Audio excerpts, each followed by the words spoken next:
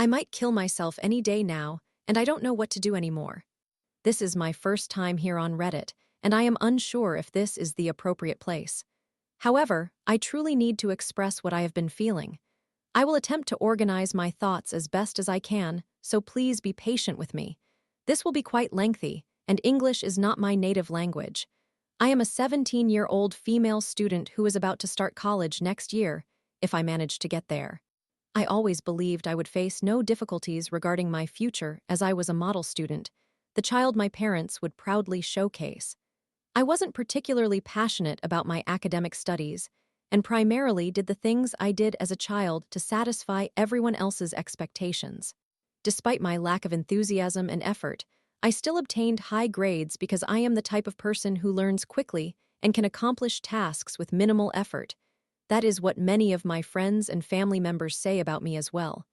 Now, I am not going to self-diagnose, but I have consistently had harmful thoughts since childhood. These were primarily triggered by the fights I observed between my parents, coupled with the fact that they would always indirectly blame my older brother and me for their stress and struggles. They would instill feelings of guilt in us for not watching over our younger sister, even though we were also just children. They made us feel guilty for exacerbating their conflicts and for the financial difficulties we faced. We used to belong to the lower class. It was truly awful, and I constantly felt that I wasn't contributing enough to the family, resenting myself for not having a job. Please note that I was only 8 or 9 years old when these thoughts first began. Eventually, the pandemic hit just as I entered high school, and my parents finally separated after both had affairs. My father had primary custody while my mother visited us, as the house belonged to my dad. During that time, my grades plummeted. I went from being an honor student to frequently receiving failing marks. This was also when my thoughts became suicidal. For me, my academic performance was the only thing I had going for me, and when I began to disappoint everyone's expectations, it was devastating. I became a complete introvert, having previously been an extrovert, and developed severe social anxiety due to various other factors, which I will not delve into since this would turn into an extensive narrative. I did not have any friends until the 8th grade, when I met my 2 best friends. It was also during this period that we moved to my mother's apartment, and she obtained primary custody. We would visit our father about once a month, as we relocated quite far away. Our financial situation shifted significantly, and we transitioned to the middle class. However, my mother, who used to be much more affectionate and kind, at least that is how I perceived her when I was a mama's girl, became verbally abusive and occasionally, but rarely, physically abusive. This further affected my mental state. Although it wasn't as severe as how I felt the year prior when I was alone, it was still difficult. One day, after experiencing one of the most intense mental breakdowns of my life, where I was just staring at the bleach as I spiraled into my thoughts and self-loathing, I suddenly heard a voice in my head that wasn't mine.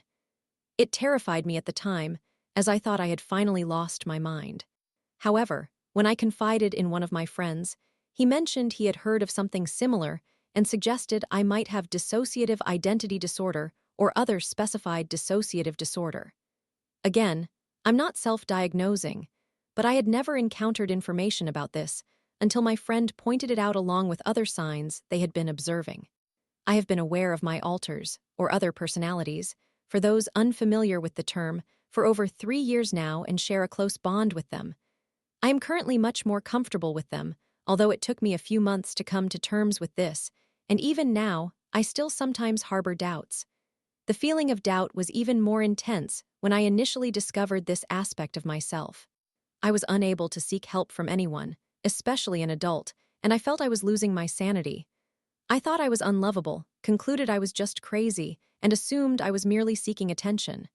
However, no matter how often I attempted to push them away, they always returned and stayed with me. 3 months after becoming aware of them, I finally gathered the courage to disclose everything to my mother, including my anxiety and potential depression. I was hesitant at first because, as I mentioned, my mother was abusive and exhibited narcissistic tendencies. Yet, I was so desperate for help, wanting to be fixed. I knew I needed an official diagnosis, and I was aware that it would assist me in coping better. Unfortunately, my mother dismissed my concerns, and instead, she began using them against me whenever she was upset. She would say things like, "You have no right to be depressed because I am more depressed than you," or, "I provide everything for you, and yet you still have the audacity to feel down." Moreover, she did not recognize my alters, complicating my daily life further as I struggled with fragmented memories while losing my sanity every moment. As this made it increasingly difficult for me to manage my responsibilities at home, my mother only grew more irritable and harsh. I attempted to stay at my father's house instead, mainly to avoid resentment towards her and prevent damage to our relationship, but she always manipulated me into remaining with her, applying pressure by claiming I was severing my bond with my siblings. Thus, I never took that step and tried to cope with everything on my own. Eventually, the pandemic subsided just as I was about to enter 9th grade. I was hopeful, believing I might regain my academic focus since face-to-face classes would provide more pressure to perform well. As previously mentioned, I lacked any real motivation. My only concern was my social anxiety, but one of my friends became my classmate, and he was quite extroverted, enabling me to integrate smoothly. I regained high grades, even exceeding those I had during elementary school. Although my mental state was still troubling, I was nevertheless able to look after myself to some extent and keep up academically. In the next school year, I performed well during the first semester. However, it should be evident by now that I had become overly reliant on my best friend. Despite being in the same class, we began to grow apart. I continued to struggle with social anxiety, which intensified as I faced new classmates and teachers. Although these might appear minor issues, the shift in my environment was overwhelming. To exacerbate matters, just as I was starting to adjust, my teachers changed once more, and the number of students in our class doubled. One of the new teachers made attending class increasingly difficult, as she perpetually triggered my anxiety. Soon enough, I began to stay home more often. I used to despise being absent and would go to school even while feeling unwell, but I started to stay home more frequently due to everything. Before any of this transpired, I made the mistake of asking my mom for help again. I inquired whether I could be homeschooled, but she refused. She still had not arranged therapy for me, dismissing all of my concerns and only worsening my situation, which led to my neglect of my academic responsibilities. My mother eventually grew impatient with me, saying I wasn't supposed to be like this. She wanted me to remain the obedient child with no issues, and the moment I began to struggle, she started treating me worse. I began to deteriorate. I developed unhealthy coping mechanisms, isolated myself from everyone, and ceased communicating with my friends. She began to insist that I go to school despite my anxiety being unbearable. Eventually, I reached a point of desperation and began skipping classes. This further deteriorated my mental state, as I could have never envisioned myself taking such actions. However, it was also exhausting since I had nowhere to go and just moved from convenience store to convenience store.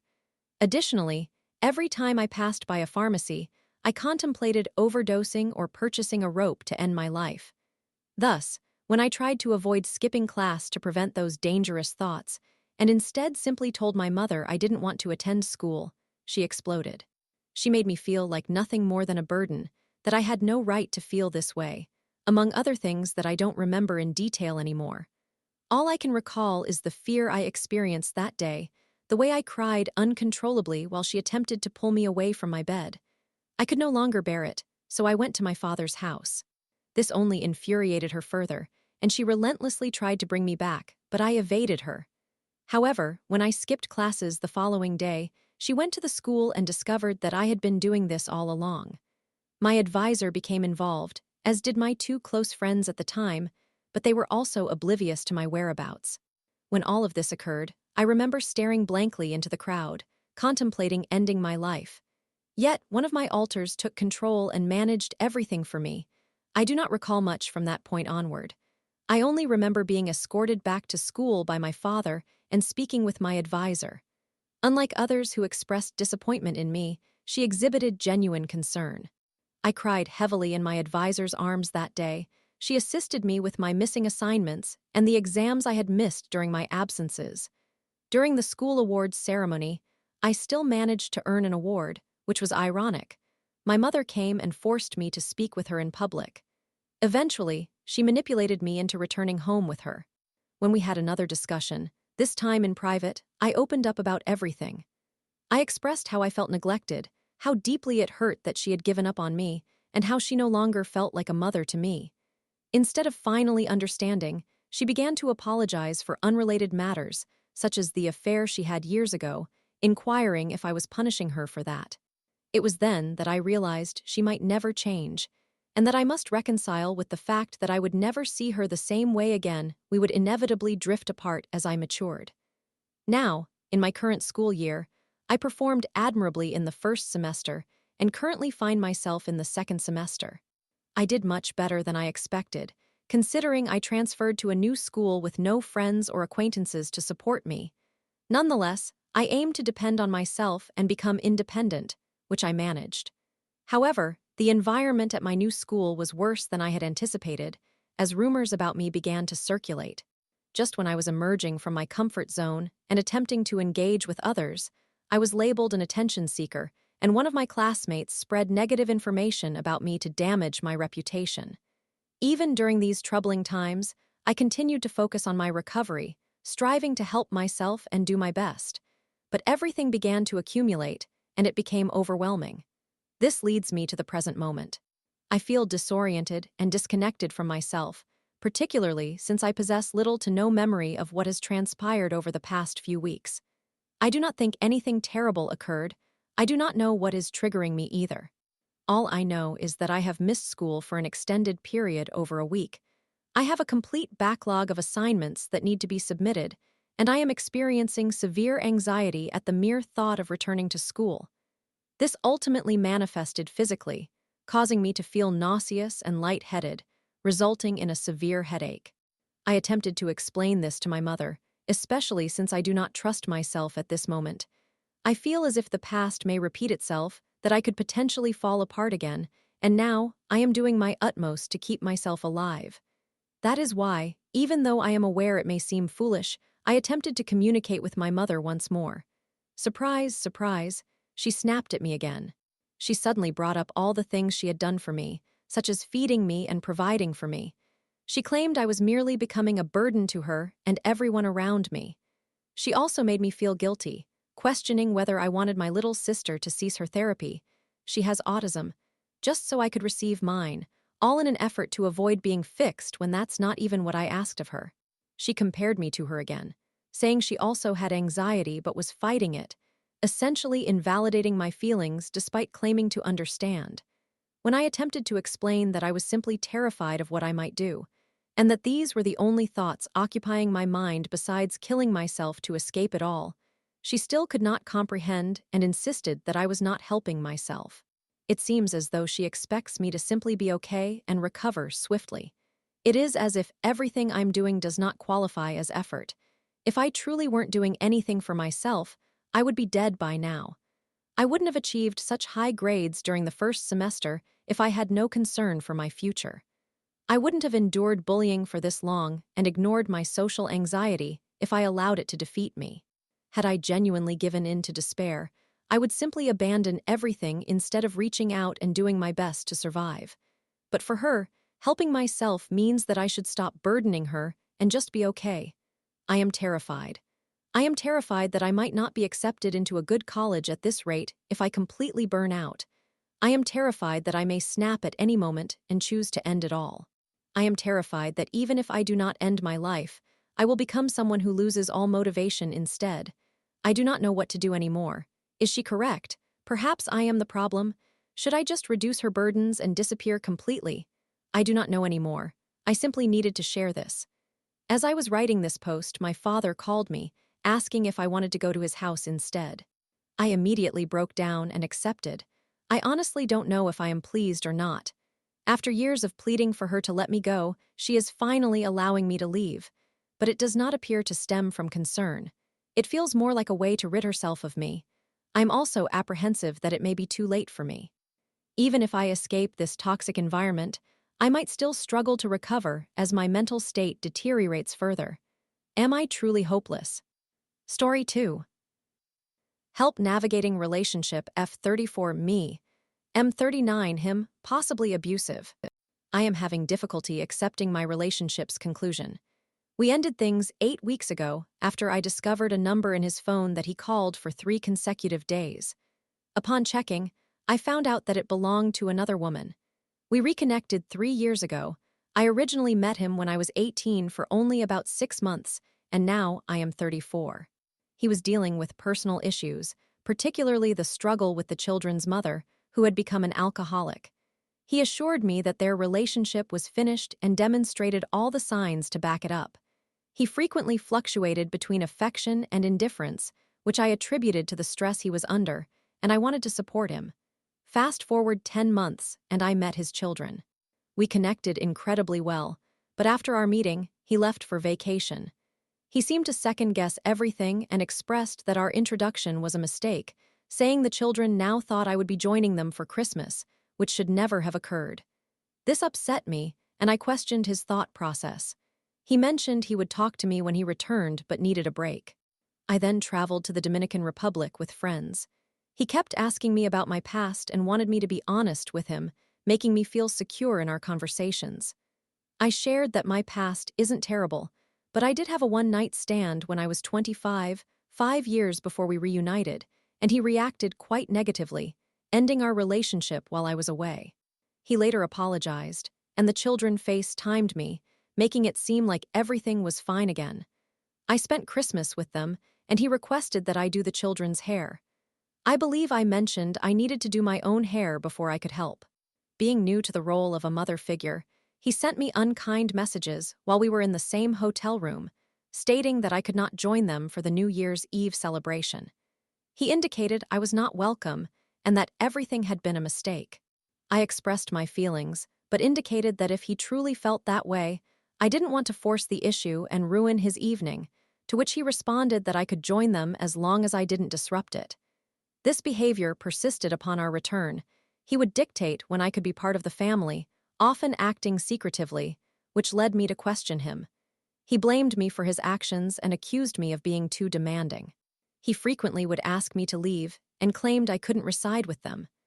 I still maintained my rented apartment back home, living 1.5 hours away, so leaving at midnight was often impractical, especially when the children would go to bed.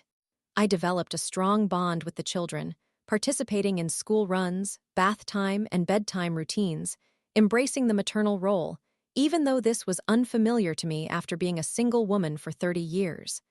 The topic of rent then arose. He inquired how much I was willing to contribute, stating that he didn't want me to be at a disadvantage. I suggested around £800 a month. He lived in a 5-bedroom house with 3 children and earned significantly more than I did annually, being a football agent. He expressed surprise at my number, saying he had anticipated £12.50, which led me to probe what that amount would cover. He questioned why I would ask, implying that I had a good life and everything I desired. While life was enjoyable and comfortable, it was not without its challenges. Consequently, I let the matter go as we were not in agreement, and I continued to pay. We then traveled to Turkey, where he again pressed me about my past. He reassured me, indicating that we needed clarity and that if I had been with anyone, it would eventually surface. Foolishly, I mentioned a man I had been with whom he also knew from when I initially met him. I did not anticipate rekindling anything with that person. This triggered his anger, resulting in me being instructed to remove the children from my social media. He called me an embarrassment, barred me from watching the England match in the bar with him, accused me of being obsessed with men, and remarked that he didn't know what was worse, being with an alcoholic or someone who had been promiscuous. He scolded me, suggesting there was no surprise regarding my career progression, and ordered me to prepare for dinner and leave him alone. That evening, however, he expressed regret and made me feel valued again. We grew close, but the following morning, he ignored me. I told him he got what he desired, and he countered that it was what I wanted or what others received. Then he continued to ignore me. He took the children out and left me behind. There is so much more to recount. He decided against having more children a year and a half into the relationship, even though I had made it clear that I wanted kids. He brought the children's mother back near where they live after telling me I had to leave, covering her rent for 2 months, and then claimed I wasn't woman enough to communicate because I often highlighted issues. He gained full custody of the children through the courts when she did not attend the final hearing, but I remained by his side through everything he faced. He labeled me as boring, aggressive, and unattractive, stating he was not in love with me anymore and suggesting intimacy only occurred when he was desperate since the passion had faded. He would criticize me and then expect to communicate, demanding that I remain upbeat, stating that if I was not, I was causing complications. He disrupted my rapport with his cousin and informed me that I could not visit his aunt who was diagnosed with stage 4 lung cancer and was given weeks to live. He claimed I irritated him, even if we were getting along. Perhaps that was the reality. Maybe he no longer loved me. It reached a point where I attempted to leave one night while I was tired and unwell. He insisted I leave his driveway. I expressed a desire to rest briefly before leaving, but he began letting air out of my tires. The children made my departure challenging. They were 3, 7, and 11 when I first met them, with the younger 2 calling me Mummy. They engaged in football, gymnastics, and dance on various days of the week, and I was heavily involved. He planned a holiday and informed me I could not go as I was ungrateful and did not contribute enough. He had received £20,000 from me over 10 months, some of which went towards vacations. He deemed me unworthy of going. Later, I discovered that this other woman was in Dubai at the same time. After I found that woman's number in his phone 8 weeks ago, I packed my things. I tried to resist looking, but he had made me overly anxious. I would often find evidence suggesting he met other women while I was caring for the children. He had an advertisement posted as a single father of 3. I was at home, and I regretted my decision the next day, not wanting to leave, and I have not been able to say goodbye to the children. Maybe I was too overwhelming. Maybe he no longer loved me. But did I deserve all of this? He would apologize, and about 2 weeks ago, I received a message in which he acknowledged his spinning plates and expressed that whatever I did or said did not seem to be a priority. He also apologized for affecting my self-worth. He stated that I was entirely mistaken regarding this woman and wanted to sit down to discuss everything further. He continues to deny the woman's existence, insisting that I have misunderstood. He claims she was just assisting him with a nanny. This woman has commented on his cousin's Instagram with love hearts, leaving me feeling abandoned. I am uncertain how to proceed. I attempted private therapy, but it is prohibitively expensive. I sought help through the National Health Service, which referred me to Women's Aid, but the waitlist is 5 months long. I am struggling to let go. I find myself continually checking his WhatsApp picture. This woman has blocked me on Instagram, and I feel like this entire situation is driving me to the edge. Story 3. I, 18F, am in love with my friend 20M and don't know how to break up with my boyfriend, 18M. How do I end it? My life feels like an unusual movie storyline at the moment. For some context, I have known my friend, whom we will refer to as Alex, for 7 years. Alex and I met through our middle school's robotics team when I was in 7th grade and he was in 8th grade. We gradually became closer, and by the time I was in high school, we were part of the same friend group and communicated frequently. By sophomore year, we were in constant contact, always texting, sitting together at lunch, and going out of our way to walk in the same hallways. However, we remained just friends. I developed feelings for him and confided in a few of my closest friends. Some drama ensued, but eventually, his best friend learned about my feelings. Alex ended up telling his best friend that he liked me too, and his best friend encouraged him to pursue me because he knew I had feelings for him. A few days later, while we were texting, I can't recall how the topic came up, but I admitted my feelings to him. He confessed he liked me as well, but believed we shouldn't be together. Ever since he was young, Alex aspired to join the military and had attended all the camps to prepare for it. It was his life's ambition. He expressed that he didn't want to join the Marines and risk drifting apart, declaring a relationship would be a bad idea. I was devastated. I cried a lot and then felt ashamed for crying over someone I wasn't even in a relationship with. Afterwards, we grew apart significantly. Although I was hurt, I still retained my feelings. Nearly 2 years passed with minimal communication, yet at his graduation, I made sure to present him with a flower. When I handed it to him, we exchanged glances, and it felt as though nothing had ever disrupted our connection. All those emotions were still present. But then his girlfriend approached, and that changed everything. She shot me a disapproving look before turning to the flower and asking if it was meant for her. Without waiting for an answer, she took it from him, and he looked like a puppy that had just been kicked. A few months went by, and we communicated occasionally, but it wasn't until he graduated boot camp that we truly began to have long conversations and speak almost daily again. Now, regarding my boyfriend. I've known my boyfriend, whom I'll call Johnny, for about the same length of time as Alex. Johnny and I have attempted to begin relationships 3 times before our current one. Each time, it ended with him becoming distant, a family-related issue on my end, and me ending things because he only added to my stress. The last time we were together was before Alex and I developed feelings for each other.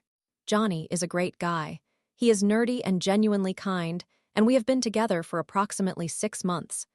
He frequently mentions that he envisions a future with me, and at first, I could see it too, but as our relationship progressed, it became increasingly difficult for me to envision a future with him as my partner. He has been becoming more distant recently, and I can sense that we are nearing the end. However, something unexpected happened recently. Alex reached out to me regarding his girlfriend, the same person he has been with since high school.